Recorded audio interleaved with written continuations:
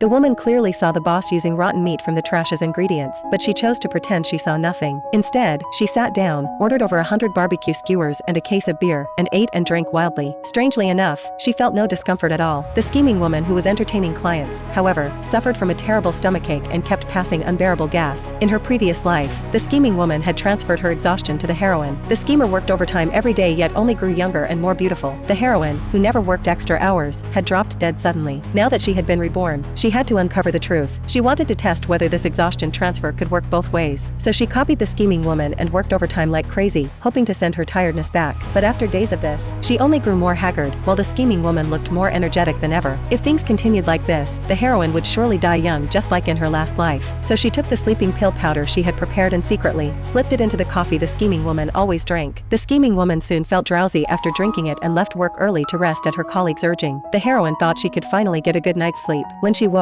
up the next morning, she felt refreshed, but the next second, a violent wave of nausea washed over her, as if she was still hungover. Confused, she picked up her phone. It turned out the scheming woman had fought off the effects of the pills with alcohol and had stayed up all night. The heroine's body could no longer take it. She rushed into the boss's office and handed in her resignation. The boss flew into a rage and threatened to ruin her reputation so she could never work in the industry again. But for the heroine, staying alive mattered more than her career. She naively believed that as long as she stayed away from the scheming woman, she would no longer be affected. However, one early morning when she was enjoying a moment of peace, a sharp pain struck her again. She tumbled down the stairs. When she woke up again, the heroine was back in a hospital ward. The doctor told her these were warning signs of a heart attack. If she kept staying up late, she would not live another 6 months. The heroine could not understand. She had stayed far away. Why was she still being affected? Just as she was falling into despair, the doctor mentioned casually that another white-collar worker had dropped dead the previous month. Before she died, she had insisted she never stayed up late and claimed a colleague had transferred their tiredness to her. The heroine immediately latched onto this lifeline and begged the doctor for the deceased's address. Weak and sick,